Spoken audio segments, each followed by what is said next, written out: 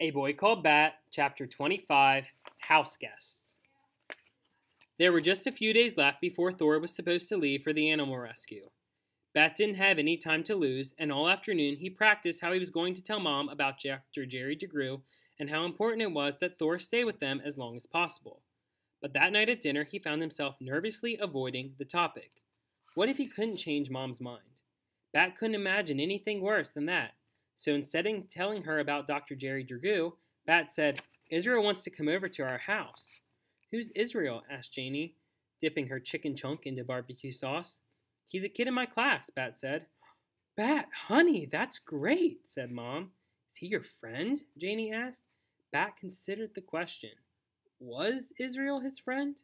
Israel was nice to him. He was interested in some of the same things that interested Bat. He didn't seem to think that Bat was weird, and he wanted to visit. "I don't know," Bat said. "Maybe he is." "That's kind of a big deal," said Janie. "You've never had a friend over before." "Yes, I have," Bat said. "Ezra comes over all the time." "He's my friend, not yours," Janie said. "He can be your friend and Bat's," said Mom. "I thought you said Ezra is annoying," Janie said. "He is annoying," said Bat, "but so are you, and you are still my friend." "No one is more annoying than you," said Janie, "but I guess you're my friend too." "Neither of you is annoying," said Mom. "And Bat, I think it's great that you want to have a friend over." "Well," said Bat, dipping his chicken chunk in ketchup, "it was Israel's idea, not mine. He wants to meet Thor." At that moment, Thor was just where he should be, tucked into his pouch, warm against Bat's chest. And remembering Thor made Bat nervous all over again. "I think it's a great idea, no matter whose it was," said Mom. "I'll call Israel's parents to set something up. Maybe Saturday." "Whenever," Bat said. And then he said, "Mom, there's something else too." "What is it?" Mom had a chicken chunk in her hand, already dipped in sauce, but she set it down. "I wrote to a world skunk expert," Bat said. The words came out fast and loud, because they were important. "I wrote and asked him about keeping Thor as a pet, because I don't want to send him to the rescue people. I want to raise him here at our house. I love Thor. I think maybe he loves me, too, and I'm not ready to give him away." "Oh, Bat," Mom said, "how on earth did you find a world skunk expert?" And then Bat told her about reading in his animal encyclopedia, about Dr. Jerry DeGrew, and about Mr. Grayson helping him with the email, and about waiting and waiting for a response, and about finally getting an email back, and about how Israel had wanted to read it too. "It can be a good skunk caretaker, Mom," he said last, and then he waited to hear what she would say.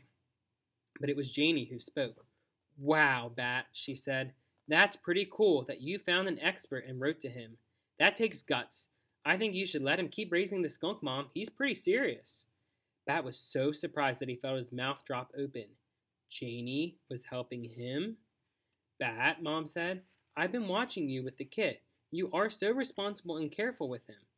But, honey, raising Thor until he's old enough to release is a big commitment. He'd have to stay with us all through the rest of the school year and through summer as well." That sounded wonderful to Bat. The longer, the better, he thought. "You say that now," Mom said, "but what if you get tired of feeding him and cleaning up after him? And what about when he gets bigger and he's awake most of the time?" "Mom," said Bat, and he did his very best to make his voice sound as serious as he felt, "I will never get tired of Thor. That would be like you getting tired of me and Janie." Mom laughed, and she reached over to squeeze Bat's hand. Then she shook her head, which Bat knew was the sign for no, and he felt his eyes stinging with unspilled tears. But she said, "Beautiful Bat, you have become an excellent skunk caretaker. You have been dedicated, and you have found a way to contact a skunk expert. I have to admit, I am impressed.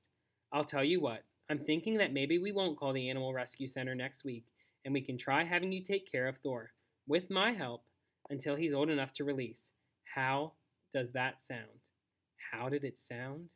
It sounded not as good as a promise that he could keep Thor forever, but still impossibly good. Bat felt like he was vibrating on the inside. He was so happy. He wanted to jump up and whoop with joy, but Thor was curled up and asleep in the sling, and a good skunk caretaker would never startle his kit like that. So instead he said, "Thank you, Mom, and thank you, Janie.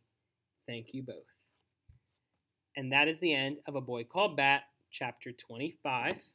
If you like my channel, you can like and subscribe below.